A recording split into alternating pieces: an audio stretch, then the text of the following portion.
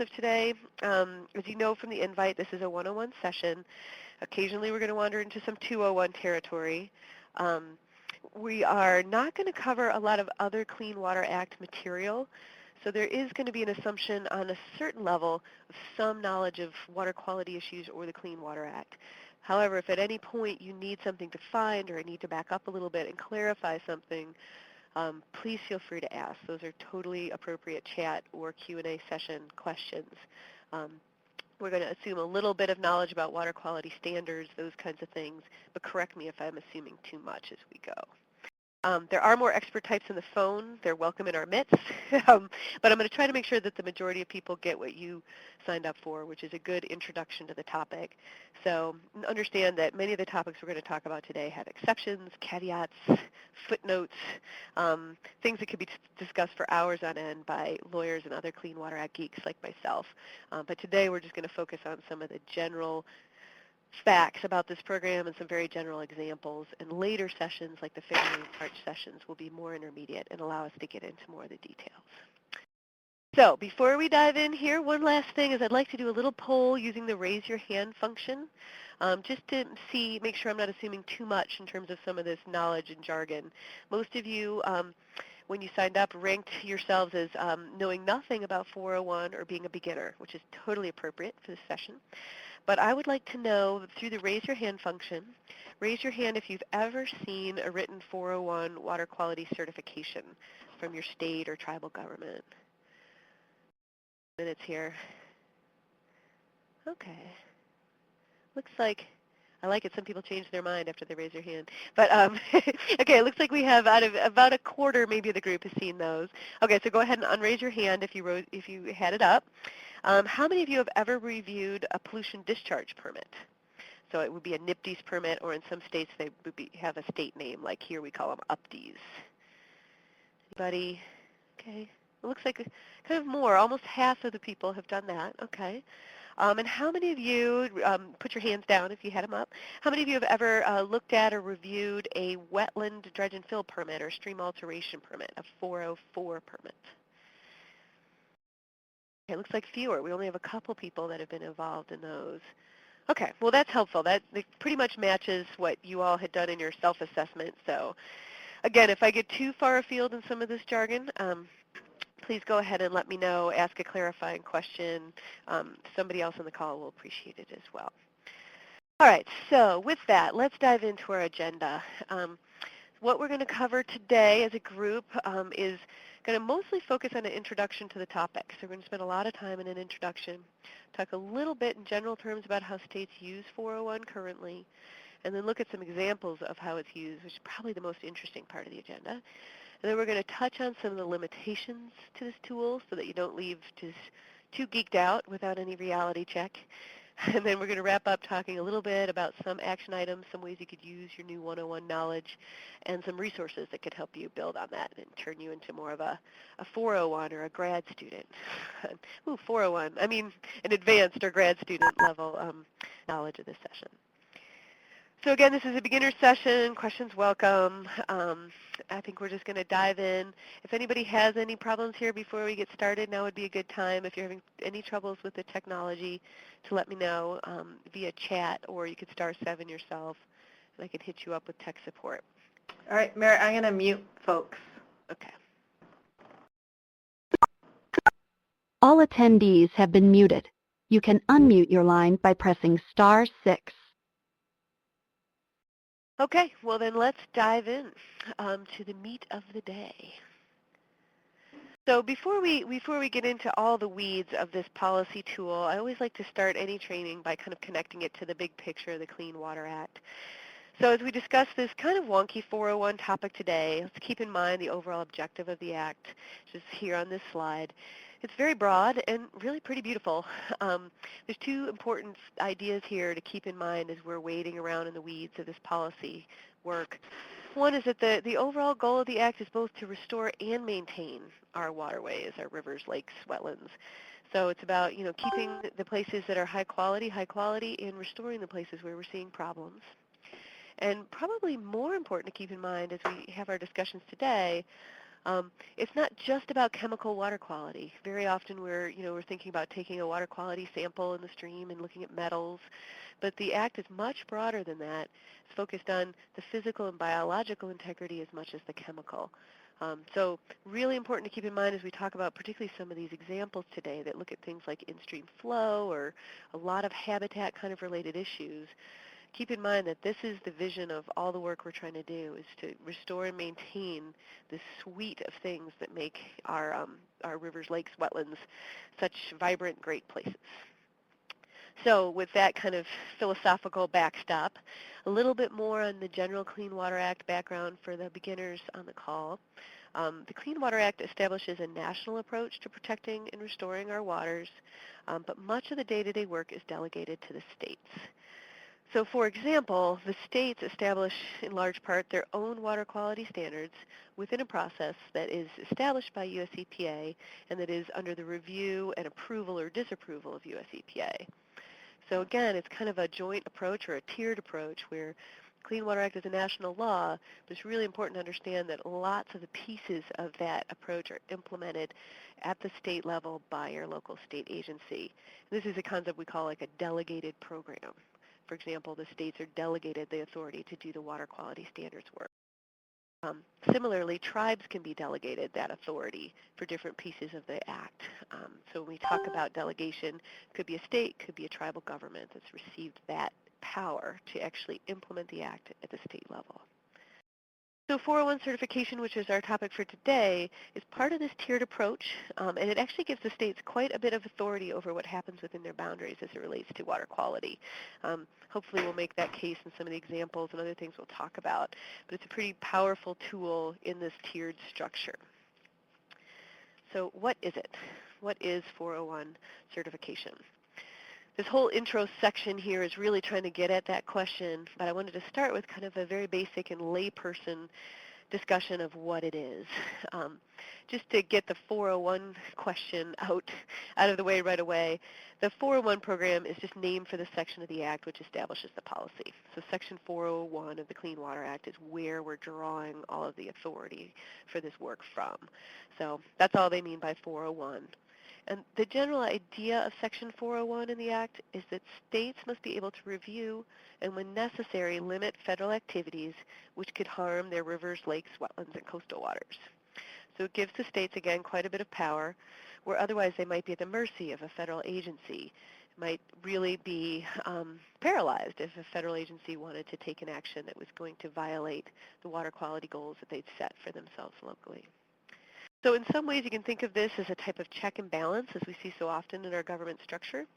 Although the federal government has a lot of power to take action under the Clean Water Act and a lot of other laws, the 401 process gives states kind of an ultimate authority when it comes to controlling federal activities that could harm their waters. So checks and balances might be one way to think of it.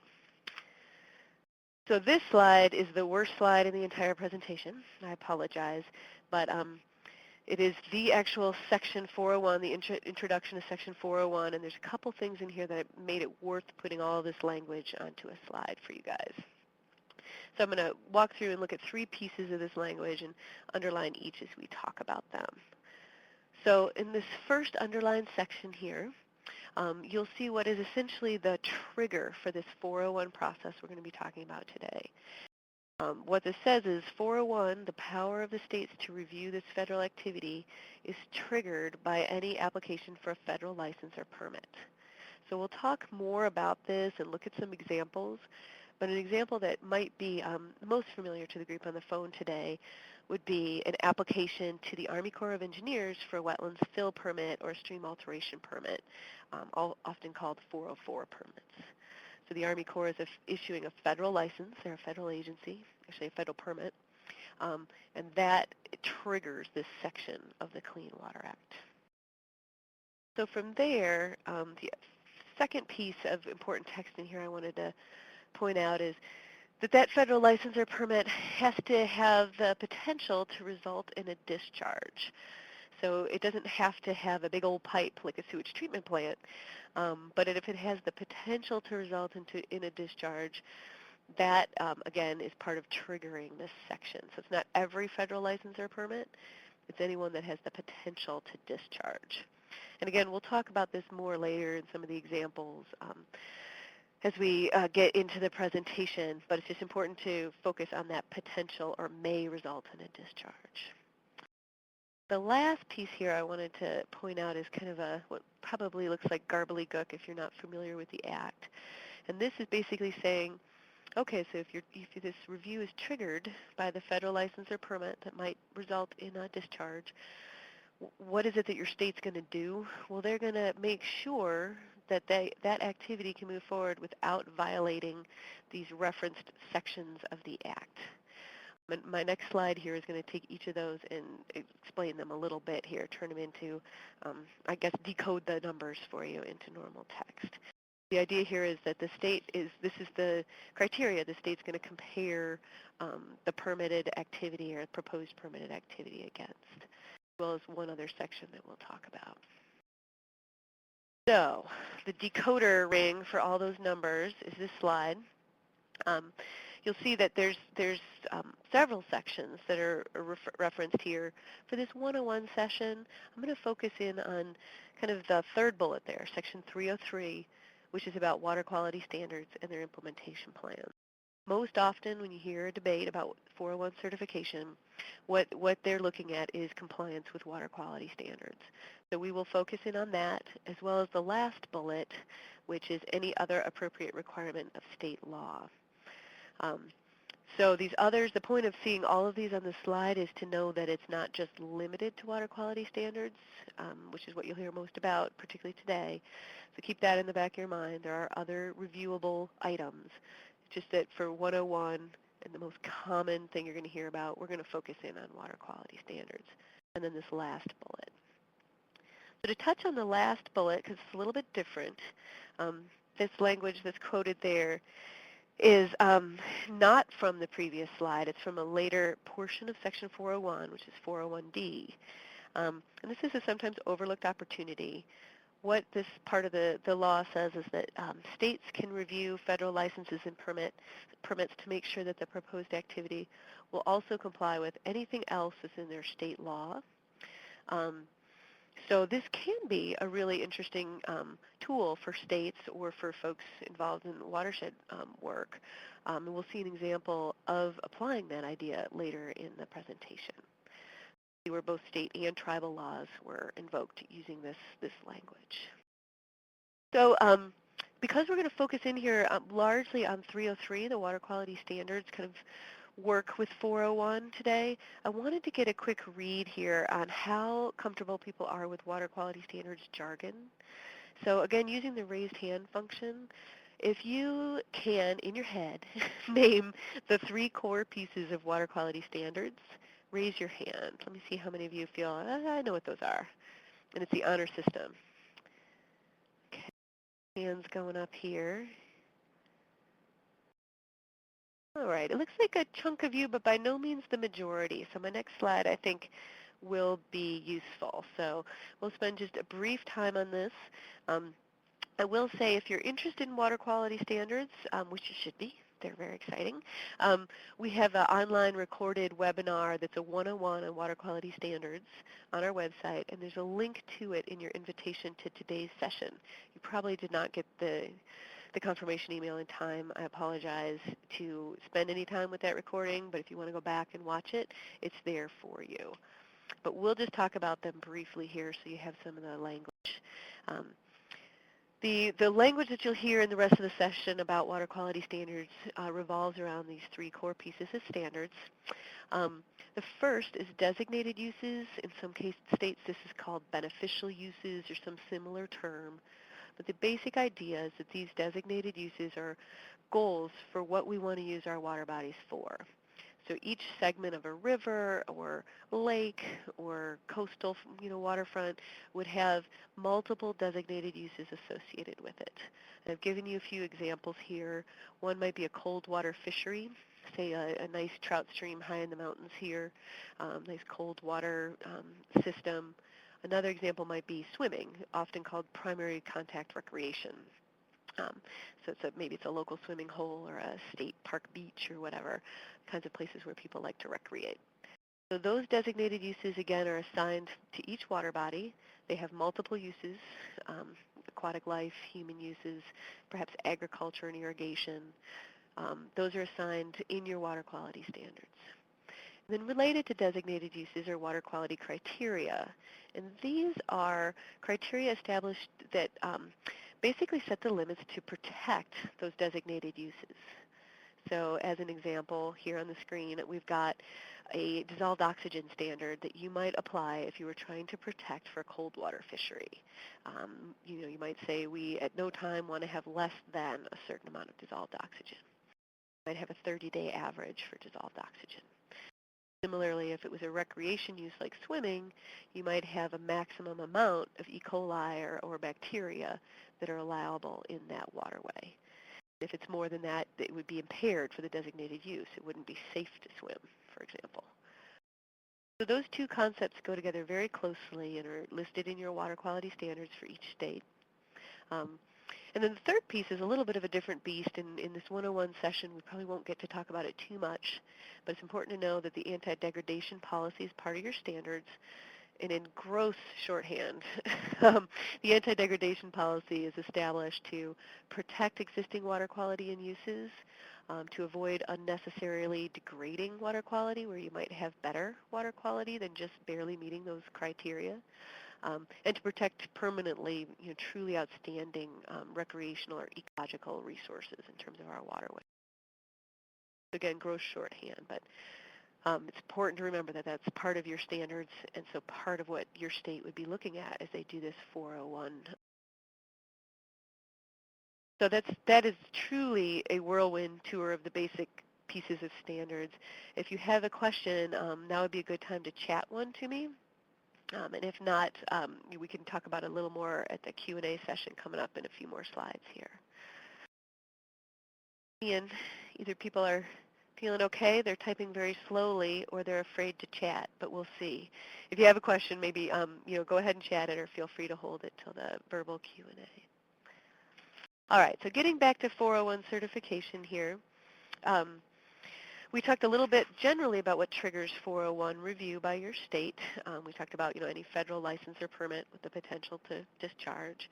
But here's a few more specific examples of those types of permits or licenses. First would be a hydropower dam, whether it's a new construction or a renewal for operation under the Federal Energy Regulatory Commission. It's a federal agency. They're issuing a license, and that may result in a discharge. Those who receive review from your state. We've already touched on dredge and fill activities, such as wetland or stream alteration permits under the 404 program. And for some states or tribal areas, places where the US EPA is still issuing the pollution discharge permits, where they haven't delegated that activity to the state or tribe, the EPA is a federal agency issuing a permit that will result in a discharge or may result in a discharge. That triggers. Anybody on the phone? We do have a few more expert people, it sounds like, who've looked at some of these. Anybody want to chat me anything else that you've seen trigger this 401 review by your state? Does anybody have any examples? These are the big ones.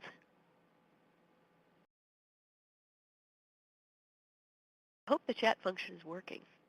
If it's not, unmute yourself and let us know. So other examples that I've come across in talking to different states is Rivers and Harbors Act, Section 10, apparently has sometimes triggered this. Certain oil and gas permits in Montana have fallen under 401 review, as I understand it. These are more advanced topics that maybe could come up in later webinars. The three that are listed here are the big ones that you will probably hear the most about in your work. All right, so who does this certification? I've already kind of given it away. Largely it's going to be your state water quality agency. However, this authority rests with whomever has been delegated the Water Quality Standards Program and the associated 401 power. So tribal governments who have taken over their own standards program may have been delegated the 401 authority. Where the tribe has not gone through that process, US EPA usually retains that authority. And at least hypothetically, I haven't heard about this, but at least hypothetically, interstate agencies can issue 401 certifications. Has anybody ever heard of that happening? Anybody have a chat on that topic?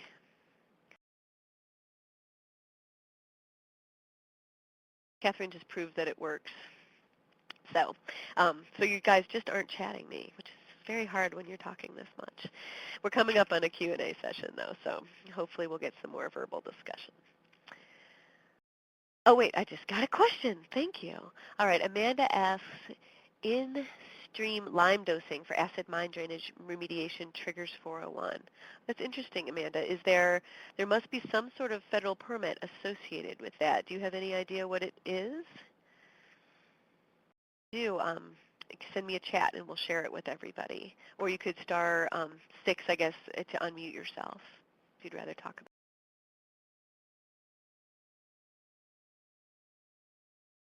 All right, well, if you think of it, let me know, Amanda.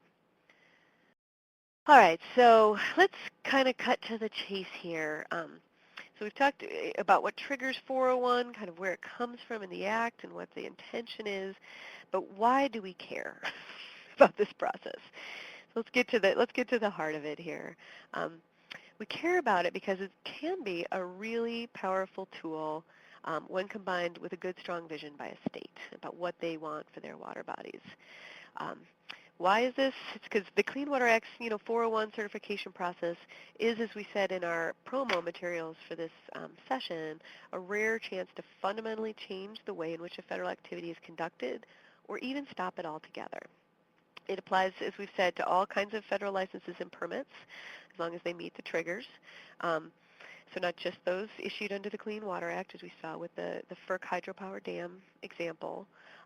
It's a pretty broad way to fundamentally change some activities that can really impact our rivers and wetlands. So we're gonna talk about how that works. And before I do that, I want to say Amanda did follow up and say it's an Army Corps permit, the lime dosing, so that makes total sense. Again, a federal permit issued by the federal agency that's going to trigger this review. The discharge would be the lime going into the stream. So that's, Amanda, thanks. That's a really interesting example. Oh, and Larry said, what about pesticide applications in NPDES? It would depend on who's issuing that NPDES. If it's the general kind of federal pesticide application, I would think yes, it would trigger review. All right, but getting back to what can be done in 401 certification, why are we even talking about it? Again, it's a chance to fundamentally change how these activities are conducted. And here's the ways in which your state can change them. Once they have this federal permit or license that's triggered their authority, they can do one of 4 things. Your state can certify the project. And by certify, it just means they're certifying that, hey, you know what, this can move forward without any risk to violate our water quality standards, other provisions of state law, or all those other sections that were on that jargony text slide that I showed you. They can just certify it, sign off on it more or less. They can certify the project, but then they can add required conditions that are necessary to make sure that water quality standards or those other provisions are complied with. And the conditions can be pretty broad, pretty specific, pretty detailed. There's not a lot of restriction as long as it's tied to protecting water quality. The state has a lot of leeway to add these kinds of conditions. For example, we'll look at some of these examples in more detail, but a certification can and has established a minimum flow schedule or flow storage. It can require fish passage or the creation of recreational facility for enhanced access to a water body.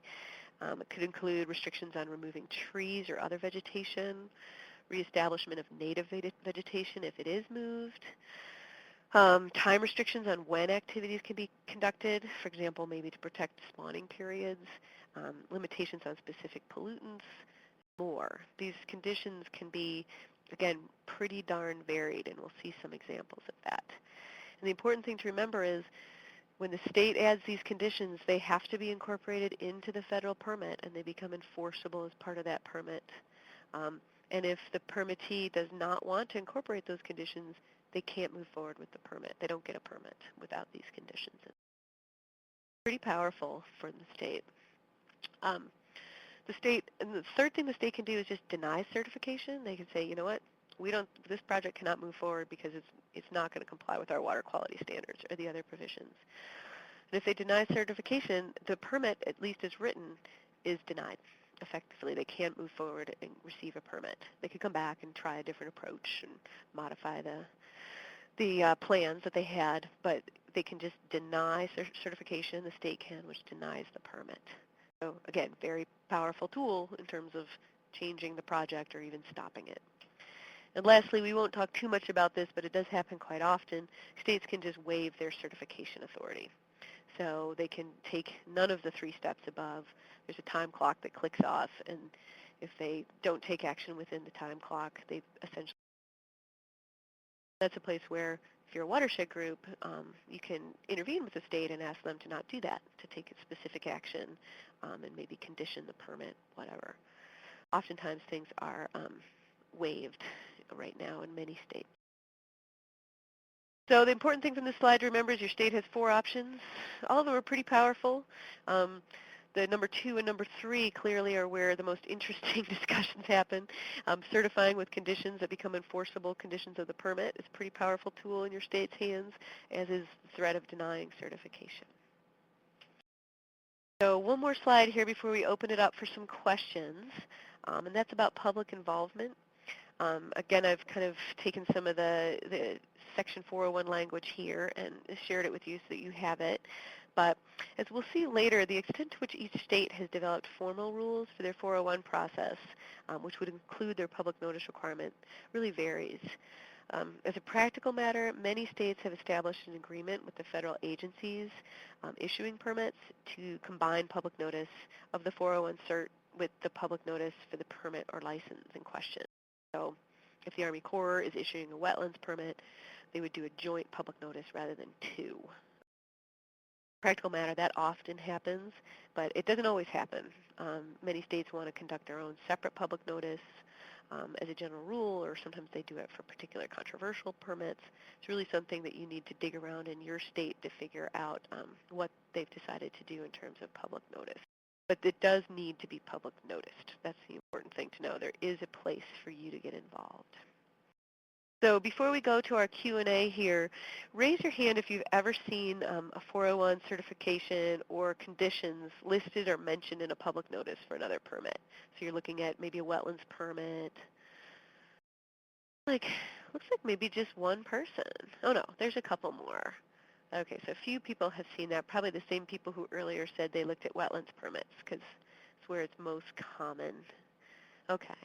All right, well, we're going to go ahead and do our first of 3 kind of open mic sessions here. I'm going to ask Catherine to go ahead and unmute us.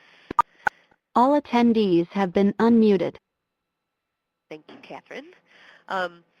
What kind of questions do people have here? Anything about this very general introduction to the topic that you want to lay on the table? Got a few here in Q&A. See if these are ones we've already covered. Oh no, here's some new ones. Okay. Okay, so there's one question here about waiving review, and it says, it's Margaret asked, do they waive review intentionally or inadvertently? I have not done a study of this, but from anecdotal conversations, it sounds to me like in many places it's a mix. Sometimes it is just the triage. There's a lot of wetlands permits coming across, and the state agency staff are trying to figure out which ones are actually, significant enough that they can spend some time doing the 401 cert. The others just kind of fall by the wayside. So that would be mildly intentional.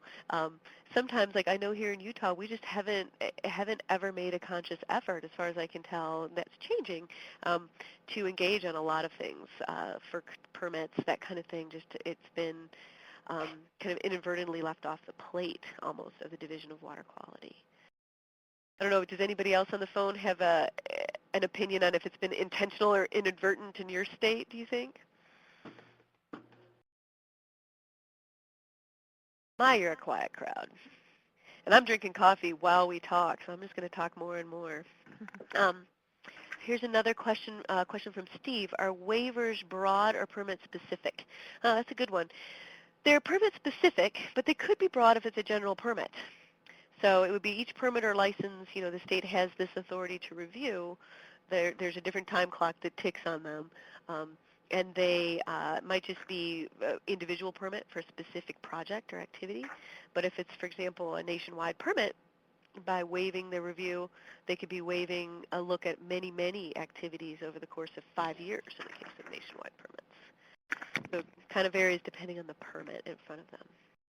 And then Sarah asks, re-public involvement, what constitutes public notification, i.e. beyond printing in the newspaper?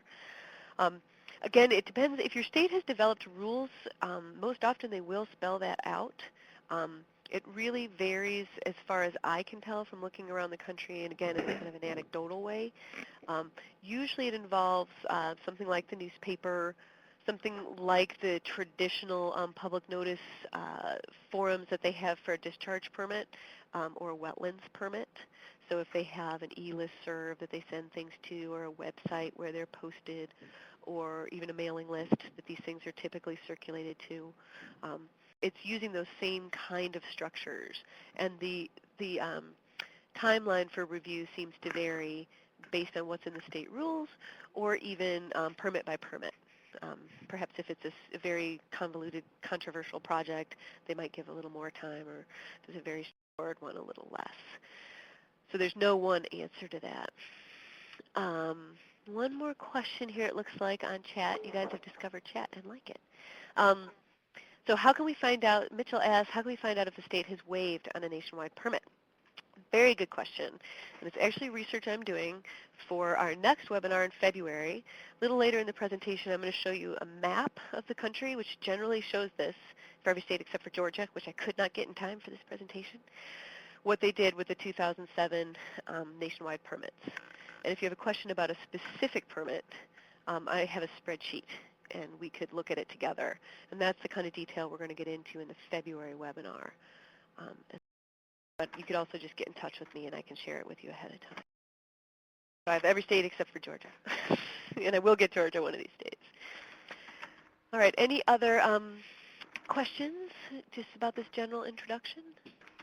I have a question, Merritt. This is Larry Zuckerman. Oh, hi, Larry. I would have sent it to you, but I just got kicked off. I have to get back on. Okay. What about federal permits for grazing by the Forest Service and BLM? Very good question. We're going to talk about this a little bit at the end in limitations as a question. And so I'll just do a short answer here, and then maybe if we have time, we can talk about it a little bit more at the end. There is a question kind of on the table, a legal question, about is this authority just for point sources of pollution, or are non-point sources included, which grazing is thought of, even though a cow seems a lot like a point source to me. One cow. So it's an open legal question in my opinion right now. Some courts have found that this does in fact only apply to point sources of pollution, and so grazing was particularly the issue at question. So if it's okay, Larry, I might hold that and see if we have time for a little more advanced philosophy at the end of the call. Okay. All right. Well, Catherine, maybe can we mute people back up and dive into the next session here? All attendees have been muted. You can unmute your line by pressing *6. All right. So now let's talk a little bit in kind of very general terms about what's going on in the states with 401. A lot of the specifics are going to be part of this more advanced, the intermediate sessions coming up in February and March. For example, the nationwide permit questions, what each state did. 50 states, it's a lot to present in a 101. So I tried to pick just a few broad topics here that would give you a little orientation on what the states have been doing. So here are the 4 points, and I'm going to have a slide on each of these to give you a little more information. We've already touched on the fact that some states have 401 rules or guidance, some do not. We can talk a little bit about the extent of the use of this power. Might get back to this question of are we inadvertently or consciously waiving authority? How much are states really using this power? Talk about denials, the ultimate kind of power of 401, the fact that they're rare, but they're powerful even in their rarity. And then the last, actually, 2 slides, I'm going to talk a little bit about monitoring for compliance and enforcement, because that seems to really vary. And you'll want to, if you wade into this world, figure out your state's kind of comfort level with monitoring and enforcement of 401 conditions. So again, this is all very general. I tried to pick some of the states of people that I knew were going to be on this call today, although I didn't do a comprehensive review. It's something that we are kind of plugging away at, and this is some of the initial states we looked at. So it's important to remember regs do not necessarily equal a better program. All they do is provide structure and to some extent transparency, like some of the questions about how public notice works. If it's written up in your rules, it's easier to figure out, how the system works and how you can get involved in it. So regulations are enforceable rules for how a policy like the 401 program will be implemented. According to US EPA, roughly half of the states have regulations, while the other half do not. Again, there's a few examples here on the screen. But even within that, the states that do have regs, the depth of treatment and the quality of those rules really varies as well. So all this is saying is kind of a yes or no on whether or not they have them. It's not a commentary on the quality of the regulations or of the program.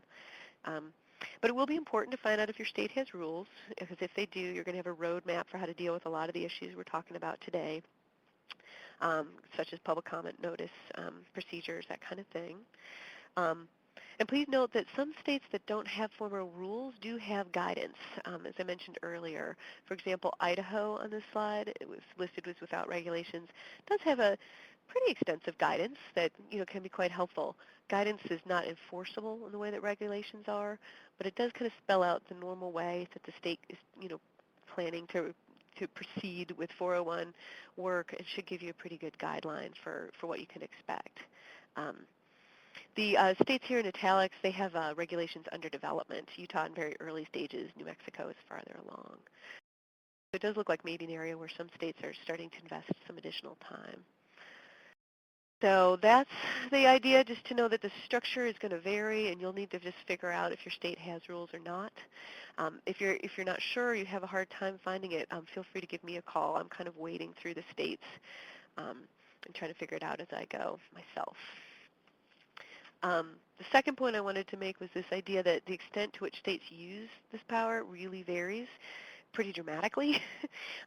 Regardless of the structure they have in place or the lack thereof, it doesn't seem to directly correlate. States are using their authority just to different degrees. So this chart, the reason these are all western states is I pulled this data from a report that we did for the Intermountain West on several Clean Water Act tools, including 401. So this 12-month period, and you can see it ranges from 12 times the state invoked the authority in Utah to 607 in Idaho. Now, this isn't just a numbers game. It doesn't mean that one state is terrible and one state is great. What you're seeing here in part is, for example, how many wetlands dredge and fill permits might be coming up in a state. Or in the case of Idaho and New Mexico, they do not issue their own pollution discharge permits. US EPA issues them. So they get a whole extra batch of permits to look at with this review authority that other states do not. You can see that the variation is huge, and they're definitely, even though more does not necessarily equal a better program, as a Utahn, I would say that Utah has certainly been underutilizing this power. And you might be interested to figure out how often your state is using it, see if there's whole areas that maybe are being neglected, as was the case here, and they are working to remedy that. So the third point, and probably one of the more interesting ones, and we'll see some examples of this when we get to the next section, is the denials, the third option where the state can just say, we're going to deny 401 certification and hence deny the permit as a whole. They're very rare, or fairly rare. I'd even say very rare. But they do provide powerful leverage. So you can see here I interviewed the same states for the same report. And usually, their answer was some variation on once, maybe twice, or rarely, that kind of answer. But what almost every state said was, the threat of denial, threat is kind of a bad word, a mean word, but the looming threat of a denial is very powerful and often gets an applicant to come to the table and change their project. to better protect water resources before they ever get to the point of needing to deny. So, for example, they might bring an applicant in and change the design of a stream alteration project to better protect the use. And you don't see that as a denial on this chart. It would come out as a certified, probably with some conditions on it, type of permit. When this was used, most of the states, they said basically it was for truly egregious projects or after-the-fact proposals where somebody had perhaps filled a wetland and then got caught and then gone back to try to get a permit. They would deny certification on that. So the message here is, yeah, it happens pretty darn rarely, and it's probably the case in your state, but it's more about the power of the potential for a denial to change projects and improve them before they get to that point. So raise your hand if you've ever heard of a denial of a 401 certification in your state or in your watershed. Has anybody ever heard of one? Yeah, so they're pretty rare. I bet if you talk to your state, particularly somebody who's been in the agency for a while, kind of the crotchety about to retire staff person who's seen it all, they'll come up with an example or two. But more often they'll come up with the ones that almost got denied, that they feel like they really improved. All right, so the last point I wanted to talk about is broken into two slides here, monitoring for compliance and enforcement. Most often, if you ask states about monitoring for compliance with the conditions that they place on permits through 401, they're going to say that they rely on the federal permitting agency to monitor for compliance, or whoever issued the permit. Which makes sense. Those conditions that the state has placed through 401 become enforceable conditions of the federal permit. The federal agency can, in fact, go and use their normal enforcement mechanisms, and hence their normal monitoring mechanisms. However, most states say that they do respond to citizen complaints about compliance with conditions, so they might go out and monitor a site or do water quality monitoring if a citizen brings it to their attention, so it's something important for watershed groups to know. And some states pretty regularly require the permittee to monitor water quality or compliance with conditions more generally as a condition of certification and report to them. So they're getting some kind of feedback and accountability from the permittee rather than the state agency staff going out there to monitor. So it would just be important to know how your state views this, and if they rely on the federal agency, that may be okay. Do they also respond to citizen complaints? You might want to understand that and know how to direct your time as part of that. Related is this question of enforcement. What if somebody finds there is a problem? Again, most of the states that I've talked to are relying on the federal agency who issued the permit to enforce those conditions. It is an enforceable piece of their permit, so they can do that. But states' opinions seem to really vary about whether or not they have the authority to do direct enforcement, the state itself. Informal discussions that I've had with attorneys and with EPA staff even suggest that states can, in fact, enforce against noncompliance with a condition that they've placed on a permit, and as well as for water quality standards violations. But opinions do seem to vary among the states. So as a practical matter, you might want to talk to your state and see where they are on this issue so that you understand if you're pushing for enforcement, should you spend your time talking to the federal agency, the state agency, both of them, to try to figure out how to get these conditions enforced, and of course water quality standards problems as well. But regardless of where your state comes down on this, remember that those conditions, they can't just be violated. The federal agency definitely has the authority. Their permit, whether it's a wetlands permit or a FERC permit or whatever the case may be. Keep that in mind for sure. At this point, I want to stop and see if there's any questions about that brief look at the state's handle on 401 currently. Any questions about that?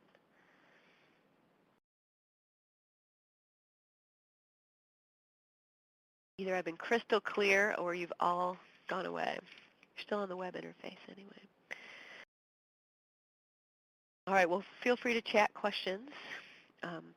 Maybe, Catherine, if we can go ahead and remute people. Sounds like there's no questions.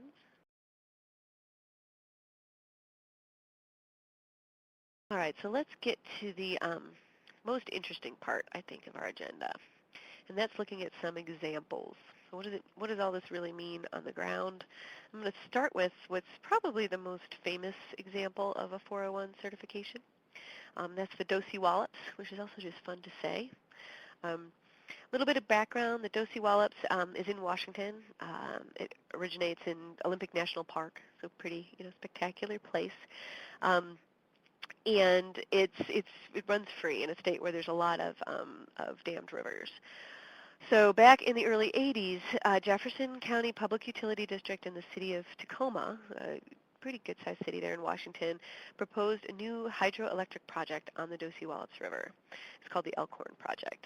The idea was to divert water from the river, run it through a facility to generate electricity, and then discharge the water back into the river a little more than a mile downstream. And they were going to take about 75% of the water out of the river at the diversion point, and then again it'd be about a mile before they returned that big slug of water to the river.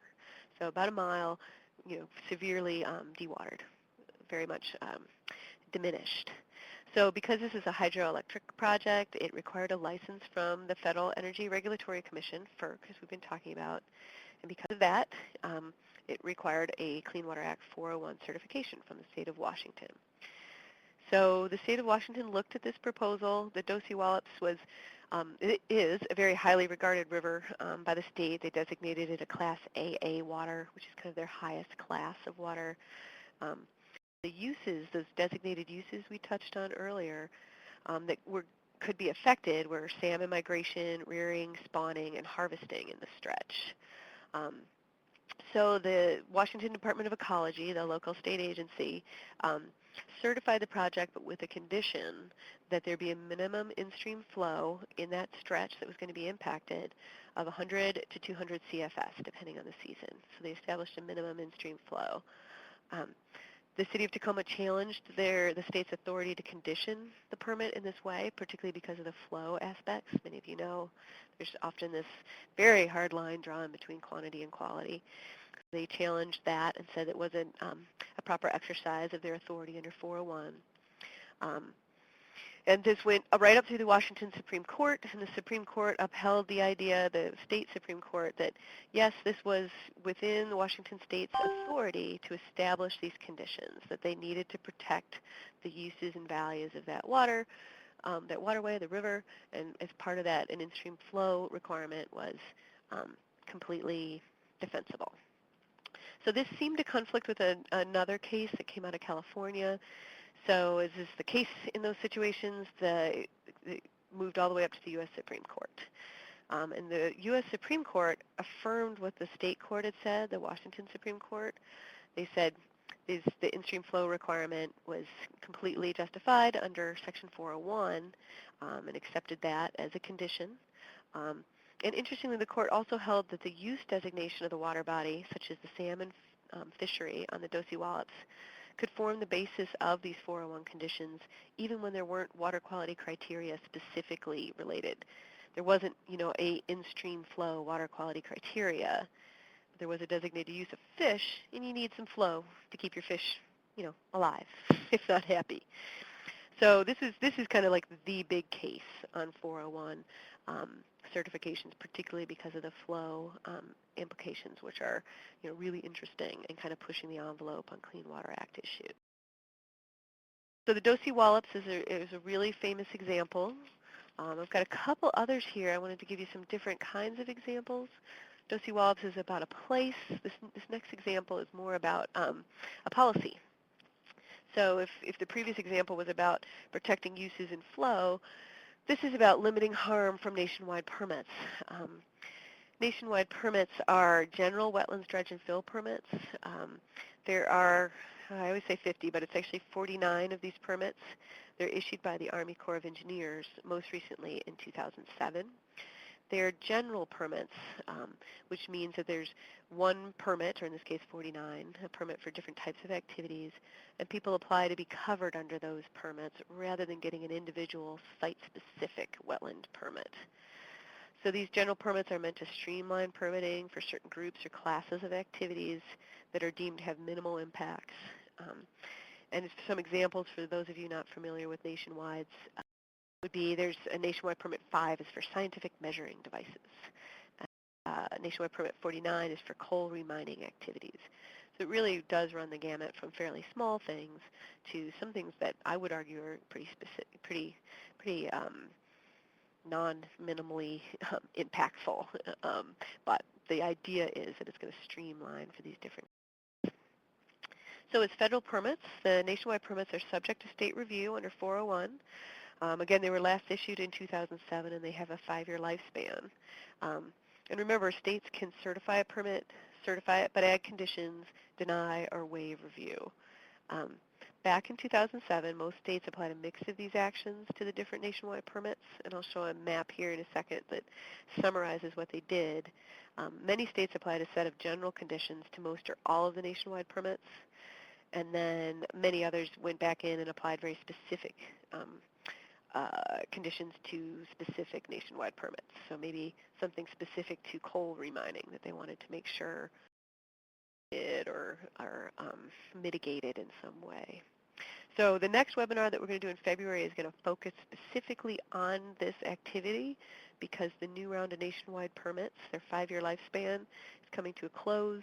The new round should be issued probably this month in draft form, and your state is going to be starting the process, if they haven't already, of reviewing those draft permits and deciding what to do in terms of their 401 certification.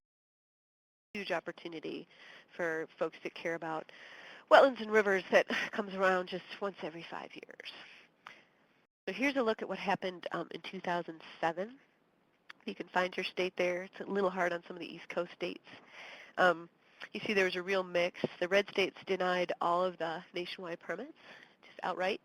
That doesn't mean they don't have any general permits. They, in most cases, developed what's called a state general programmatic permit. I think I've got the order of that right. It serves a similar function, but is more state specific. But still, they denied these kind of more cookie cutter nationwides. The blue folks just certified all of them, just without conditions, just went ahead and certified them. For example, Colorado just does that by regulation. The green states certified all of the nationwides, but with conditions, often, for example, in Utah, with just some general conditions that applied to all the nationwides. I think we had 5 or 6 conditions in Utah that just applied to all 49. But by far the most common action was to do a mix of certifying with conditions, and denying, which are the yellow states you see there. And to give you a feel for the spread of activity, you won't be surprised to hear that California denied 35 of the 49, whereas, say, Kentucky and Louisiana denied 5 of them. But it's not just, kind of a West Coast crazy thing. For example, Nevada denied 29 of the permits, which was kind of surprising to me. And these yellow states also, were pretty liberal with applying conditions, which really vary. According to my initial research, the most commonly denied nationwide permits were hydropower activities, things related to hydropower generation, mining activities, which is permit 44, and then the other ones that were commonly denied were a step down in terms of the number of states, but things like stormwater management facilities, surface coal mining, and agricultural activities were pretty commonly denied. So that's nationwide in 2007, and that's the subject of our next webinar in February. So if you can join us, hopefully by then we'll have the draft new nationwide permits and can really talk about the types of things that could be done in your state to kind of minimize the impact of those, or through conditions, or even deny ones that are truly causing trouble in states around the country. Getting questions here, so I'm just going to pause. Are these just for dredge or all nationwide permits? And somebody said I answered their question. Okay, but Marilyn asked, how can I get a copy of this map? Marilyn, I'd be happy to send it to you, with the caveat that it's still draft since I don't have Georgia. But it's actually something I'm finalizing for the February webinar, and I'd be happy to provide it to people. And I do have a spreadsheet that breaks out, as I mentioned earlier, in more detail what each state did, which permits they took what action on of the 40. We'll be sharing that in February too. All right, so I think the last example here, I wanted to give you an example of more individual permit kind of activity that states might undertake using this 401 cert. This is the Yellowstone River, which is the home of our next example. And what this focuses on is the state using the power of 401 certification on individual 404 permits. These are, wetland or dredge and fill kind of permits, and stream alteration as well, which I think is mostly what we're looking at in these examples. So this is a letter from Montana, the Montana State Agency, about a couple of different permits all in one. And I wanted to share this because it shows some examples of how specific the review and the conditions can be. If you look at what's circled in red here, you'll see that the conditions placed on this permit address both the design and the maintenance of the proposed activity. They're pretty specific. They talk about how much rock you can put in, how to design it, how long things can be. And I liked the maintenance one here is the last chunk circled in red, to fence the reclaimed area or find some other way to make sure that it's not grazed for 5 years. These are all within the state's authority if they have water quality concerns that they can tie to these types of conditions. And again, they have pretty broad authority to make sure that they're protecting water quality through these conditions. So there's one example, and the other one from the same letter. I point this one out because this is kind of showing the power of the, kind of come up with a nicer word than threat, but the possibility of denying 401 cert. Here you've got the state saying in a kind of clear yet gentle way, not that they're denying cert, but that they're withholding it. And if you kind of read between the lines here, what I would as an applicant see here is that I need to go in and negotiate, essentially. They're bringing me to the table to talk about ways to minimize the extent of the problem. They need some more information. They need to make sure that, they can issue this certification. So pending more information. So that, I wanted to point that out because we talked about, how rare denials are, but that the threat of denial can really change a project. And this was just kind of a nice politic, maybe, example of that. It's, again, reading between the lines, but that's what I see there. I forgot, I do have one other example. This is, in some ways, the most interesting one. I mentioned earlier that it's not just water quality standards or all those sections of the Clean Water Act that your state can use. They can also use other provisions of state or tribal law. And I've just provided you here that 401D section that I mentioned, the language that this authority comes from. So the next example is on the Snoqualmie River. I hope I'm saying that right. I relearn it every time I do this presentation. But the Snoqualmie is an example of using the other state laws, or in this case also tribal laws, to limit harm to a resource. Oop, my slide skipped there. There we go. This is the Snoqualmie Falls, and I want to caveat my explanation here by saying the details of this particular 401 cert and the legal battle that surrounded it are much more complicated than I can properly summarize here. However, the point of particular interest is the use of provisions of state law and tribal law to protect the flows over this fall from massive diversion for hydropower. Again, this was a proposed hydropower facility. The state itself, which is Washington State, had an aesthetic use designation on this stretch of river. So aesthetics are the things you think about. It's beautiful. It's awe-inspiring, really, when you look at that picture. So the state had this use designation that they wanted to protect in their water quality standards. But tribal law also protected the mist created by the falling water for its cultural values. The Snoqualmie tribal members use the area for religious ceremony and their beliefs, and again, this is a gross generalization, but they believe the mist kind of connected the earth to the heavens and that the plunge pool was home to a very important kind of water spirit. So through much legal wrangling, the result was that there was a 401 certification issued that allowed for minimum in-stream flows to protect these values, the aesthetic use as well as these cultural values in tribal law. For legal reasons outside of 401, FERC provided for an even higher in-stream flow during certain months of the year. Both actions were challenged by the applicant, the hydropower facility, but both withstood the challenge in court. So the state and tribal law use in 401 certification as well as this higher in-stream flow were required for other reasons. So it's kind of a really interesting example of a lot of the pieces of 401 coming together, again, on a flow issue, which is interesting to those of us in the West and probably elsewhere. So those are my examples. I'm going to touch briefly here on limitations and then on some action and resource ideas, and then it looks like we'll have some good time for question and answer at the end, so be thinking about your questions here. So I wanted to end a little bit with limitations, not to be a negative Nelly, but because if you're like me, your brain is kind of churning in all the different ways you might use this at home, but you need to also be realistic. So I'm going to walk through just a few limitations to think about here. So the obvious are things we've talked about. You need some sort of federal permit or license to trigger the 401 certification. There has been some interesting discussion, again, more advanced discussion around, is a plan, like a Forest Service plan or a grazing plan, is that a federal permit or license for purposes of 401? The ones we've talked about in this 101 session are much more the traditionally accepted types of permit or license, but you may hear discussion about, well, how broad is this authority? But regardless, you need some sort of trigger, and you also need this potential to discharge, but not a discharge necessarily of a pollutant, which is something we haven't talked about yet.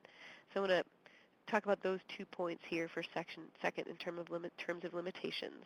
The first one we have talked about. Remember, you just need that potential to discharge. So this isn't a huge limitation in some ways. You don't need a pipe, like I said. It's not a sewage treatment plant or industrial facility kind of discharge. But there has to be some potential for an impact to a waterway, to a river or a wetland or water. So you need that potential. But the thing we haven't touched on is the potential to discharge does not necessarily mean the discharge of a pollutant. And this is wandering into more intermediate or even advanced territory, so kind of stick with me here. But often when we talk about discharges under the Clean Water Act, we're talking about the discharge of a pollutant such as mercury or TDS or bacteria. And that's usually what we're talking about when we talk about a discharge. However, in the case of 401 certification, courts have found that even when the discharge is not adding a pollutant, such as the discharge of water from a dam, so you're not discharging anything other than water, it is considered a discharge and triggers 401. So it really is a pretty broad definition of discharge. However, as a limitation, several courts have found that the withdrawal of water or reduction in flow in and of itself does not constitute a discharge. So if they're just removing water, say, and it out for the hydropower dam but not discharging it back into the water, you may have a really hard time making the argument that there's a discharge. The third limitation that, again, is a huge topic we could talk about for hours is you may have heard that 2 Supreme Court decisions in the last decade have really thrown the question of which waters are protected under the Clean Water Act into question. They call that the question of if there's jurisdictional waters.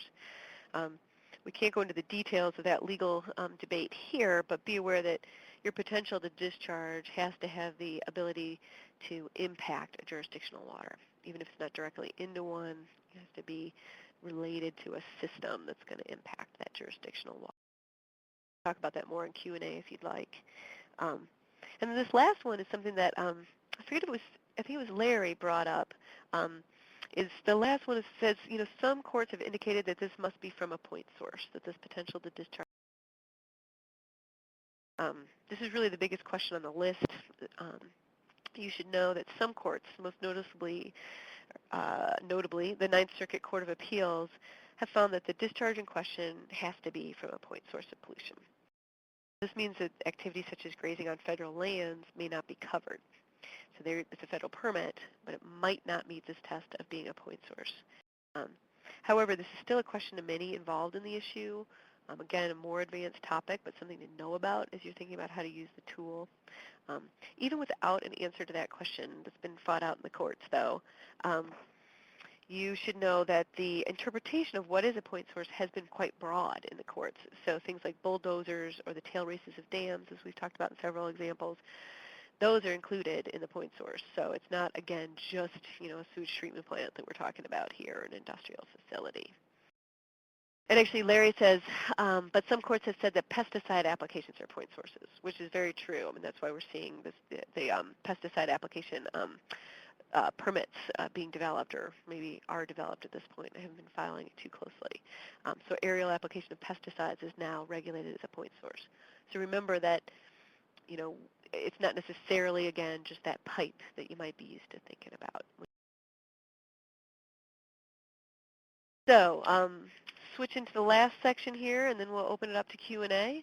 A couple ideas for getting involved in 401 certification, even with just this 101 kind of level of understanding. The first we talked about briefly in terms of public notice is, get on the mailing list for these public notices. It will vary depending on your state's procedures if they have them, and if they're partnering with a federal agency. So maybe, just being on the Army Corps of Engineers public notice list for wetlands dredge and fill, you're getting the 401 at the same time. It may not be. It's going to take a little bit of sleuthing to figure that out. In the resources, I'll give you our toolkit that links to a way to start connecting with your state and figure out how your state is handling this. Getting on those mailing lists clearly will get you in the loop. We talked a little bit about asking for 401 review for individual wetlands permits. So if you're somebody that's following wetlands permits, already reviewing them, getting your state involved and helping them invoke this 401 authority, maybe make sure it's not being waived accidentally, pointing out projects that are particularly troublesome, getting them involved in those could be a really great way to get the power of 401 applied more in your state. You could also ask for default conditions for general permits. It's a way with a general permit you hit a lot of activities in one go, because you've got a general permit that covers many, many projects, often all around the state. If you get conditions in that permit, you're having a broad impact on what's going on in the state. And again, that's working with your state agency. We've touched on nationwide permits, that there's just a big opportunity coming up over the next year plus to work with your state to make sure that those are properly limited in terms of the kind of projects or conditions that might be placed on them. And then we talked a little bit about this idea of monitoring, citizen complaints, making sure that there's somebody watching for compliance with conditions and with water quality standards more generally. Your group that does water quality monitoring anyway, if you're involved in things like construction site, monitoring to make sure that they're complying, you might be out in the field anyway, and you might have a lot more ability to see what's going on than your state agency with a limited enforcement and monitoring. So very general ideas, but some ways to use this in the near term.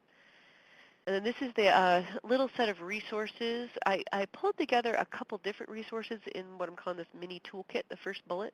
So if you go to that web link, you'll find several things, including a really good guide that EPA recently developed to 401 issues. It's a little bit more advanced than this webinar, but you'll be well prepared to understand that guide from this webinar, probably take you to the next level or two. There also is a link I mentioned to the Association of State and Wetland Managers has on their webpage about 401 a long list of each state with links to your state's program. So it's a way to start figuring out who to talk to, if you have rules, that kind of thing. Frankly, their links link to really different things. So you may find it more or less useful to start there, but it's at least a starting point to figure out what your state has on the web, if nothing else, about this. And then there's a couple other tools there that you can play with. The second bullet is about our next webinars. I think I've flogged them enough, and many of you have already RSVP'd for these more intermediate webinars. And then the last bullet is just US EPA's general page on 401. It has that guidebook I mentioned that's in my toolkit, as well as several other links and resources that you might find useful to just, generally how it should work from the federal government's perspective. It may not be exactly how it's working on the ground. So we're going to go to Q&A here. I'll ask Catherine to unmute us. And All attendees have been unmuted. I'm going to start by saying Amanda chatted about my previous slide. Let me go back there. She said, number 4 is interesting since abandoned mine lands are currently considered non-point source, but in-stream treatment is not, I'm guessing is what that says, is cut off your chat there, Amanda. So you're unmuted if you wanted to talk more about, let me see if I can get back there. Oh, I've got to go through each of these. Hold on. So you were chatting about the limitations, Amanda. Do you want to talk a little bit more about the abandoned mine lands issue? Can you hear me? Hello? We can. Okay, excellent. Well, I'm obviously just learning about the details of this, but abandoned mine land reclamation here in West Virginia has a regional Army Corps permit. However, active treatment, which I mentioned earlier, in-stream lime dosing, is still triggering 401, which I guess makes sense because it is discharging lime, which could be considered a pollutant, is considered a pollutant even though it's remediating other pollutants. Right.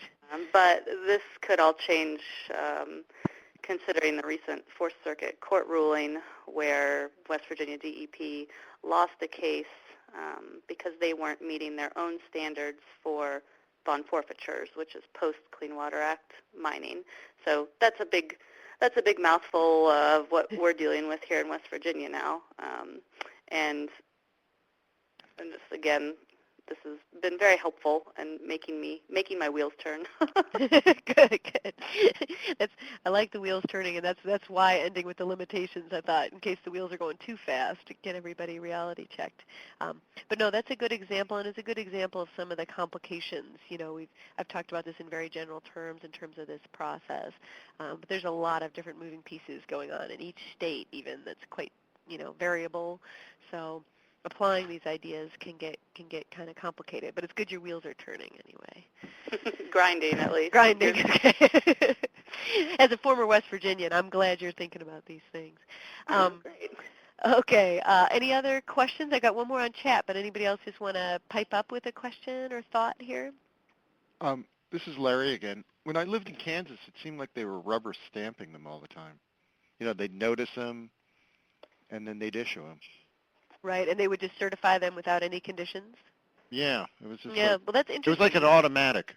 Mm-hmm. And that's interesting because it seems to me like the easier way for a lot of states to do that is just to waive it. Not even do the rubber stamp. But that, I think, is where having a more engaged watershed community and local governments, people really thinking about the power of this could be helpful. For whatever reason, it could just be resources at the state to actually review all these projects and put thoughtful conditions on. Can be huge. I've talked to the folks here, and they're getting, sometimes 10 individual wetlands permits a day that come across their desk, and so it really is triage. So giving people the benefit of the doubt, just having more of us really looking at these and deciding, this one really needs some attention, and going to our state agencies with that, I think is what's going to change that. Clearly there's also politics involved and everything else, but that's our role, I think, in large part, is to raise the profile of these and to almost make a states' rights argument. This is a way for the state to stand up to the federal government, if you think of it that way. And then another thing is, how often does the EPA overrule a state? In a 401 cert? Yeah. The EPA does not. If the state issues conditions on a federal permit, it has to be incorporated into the permit, or they don't issue the permit, whether it's an EPA permit or a Corps permit or whatever. The state has the final say. Now, political pressure can be applied and, all of those things. But as a legal matter, it can't be overruled. I do have a question on chat. Kathy asked me to go into more detail about the needed jurisdictional water on the limitations slide. That's why I left this one up. This is a very complicated issue, and Kathy, feel free to pipe up if you have a specific idea or question in mind. Basically, there are two court decisions that really threw into question which waters are covered by the Clean Water Act. There's been proposed legislation in Congress to clean this up. It hasn't gone anywhere. and the new Congress is not necessarily chomping at the bit to take it anywhere. There's some discussion about perhaps a federal rulemaking to clear this up, or guidance at the very least. But right now there's some real question about which waters are protected under the Clean Water Act, and if they're not protected under the Clean Water Act, this 401 certification requirement, is part of the Clean Water Act, and so is not triggered. However, this is where it gets into really advanced territory. There's lots of questions about this. It gets back to the idea of Clean Water Act often talks about navigable waters, but of course if you've got a discharge into a tributary, even an ephemeral stream, it could flow down and impact that larger system. It's just a really complicated area of the law right now. So it's something you'll hear about probably, is it a jurisdictional wetland? Is it protected under the Clean Water Act? Is it a jurisdictional stream, particularly in the case of ephemeral or intermittent systems? Probably can't do it too much more justice here, but if people are interested, that could be we could bring some legal gurus on a River Network webinar at some point and have a good discussion about that. But Kathy, did you have anything particular in mind that I could try to address? No, I just a little more information. That was helpful. Okay. I had another question, actually. Okay. For the public involvement, I've only read a couple of our state's water quality certifications. For public notice, do the public notices tend to have you seen a lot of public hearings set up, public comment periods? I'm just curious what other states do. This is gross generalization, Okay. but what I've seen is quite a bit of, public comment period, yes. Okay. That's, they issue a public notice, and then there's usually a public comment period, again, usually tied to the federal permit. It's just, for Okay, so they're tied. state. Okay. Yeah, so if it's a wetlands permit, it's out for 15 or 30 days. Maybe that's the same for the 401 cert. Public hearings, I personally have not heard of or seen much about that. Most states have some kind of provision generally where if, it's requested, or if it's requested by enough people, if there's significant public interest, they will host a hearing. But I haven't heard that much about it in terms of 401. Has anybody else on the call been to or heard about a 401 certification public hearing? Sounds like maybe it's not super duper common. Okay. But at I least think in I've theory. been to a couple where they were combinations with a 404, Okay, which where the makes state total was still represented, and in Idaho, in fact. in Idaho. Okay, and I where would the Idaho imagine. the Corps called the meeting, but Idaho also held their public meeting at the same time. That was part of that. And, Right. a lot of the FERC processes, I would think, address the 401 at the same time as well, because those are such big processes, such big unwieldy kind of processes. They probably tried to streamline it. Okay. Oh, sorry, did you have another question? No, thank you very much. Oh, no, that's okay. Let me see, I have a question here. How successful, from Mitchell, how successful have challenges to state 401 certs been when the project will violate state water quality standards? Mitchell, if you're still on, do you mean challenges from, say, a watershed group or somebody, a nonprofit type of group, or do you mean from the applicant? Yes, a state group or a stakeholder group who is trying to get the state to enforce their water quality standards, but the state is just kind of rubber stamping the certification. Right. This is not something I've done any kind of broad research on, so I can't tell you like, well, 1 in 3 is successful. But generally, this is the state's duty, and so there's a lot of kind of, I don't know, acknowledgement that it's the state's area of expertise kind of thing. One of the examples that we'll talk about in our case study webinar in March is actually, it was part of a larger process of challenging some things that were done on a permitting situation, including the 401, that did lead to the state revoking their 401 certification. I didn't even touch on that in this presentation, but states can revoke them, which makes the permit, moot. And that was because of advocacy work and this legal challenge done by one of our partner groups who's going to come on and talk about that. So it does happen, but there's a lot of, I guess I would say, kind of discretion for the state to decide how to proceed with this. I haven't seen a whole lot of challenging of what the state decides. Has anybody on the call heard of that being successful or maybe been part of it? I'll say that in Alabama, we were not successful, and this was before I was here, but we challenged a certification for a hydropower relicensing, and we just got stymied early on, and I was wondering if that was typical or if that was just kind of the nature of what we were doing here. Right. You know, I think it'll be interesting as we develop the case studies. We should maybe have a discussion about that, because actually one of the limitations I did not put on this slide is, you know, this really does rely on working with your state agency. And so all the things that come along with that, you know, no matter what good people you might have there in the agency, you know, funding questions just in terms of having the time to do these, political questions in terms of pressure to, you know, help in one way or another with different activities or dischargers. So it's true, I think strategically there's a real question for any group getting involved in this about how far you can push this work, because the state agency really needs to be kind of your partner in it.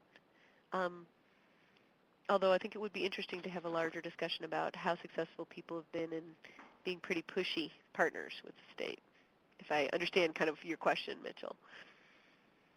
Thank you. Yes. I don't know if this is pertinent to Mitchell's question, but Colorado, there was just an appeal of a 401 certification on a major water project in Pueblo Reservoir, and the commission heard the appeal and denied the appeal, so the certification was ratified or supported by the commission. So that's an anecdotal example of kind of what Mitchell experienced. It wasn't successful, right? Right. There may be an additional judicial review of that. It hasn't been decided yet.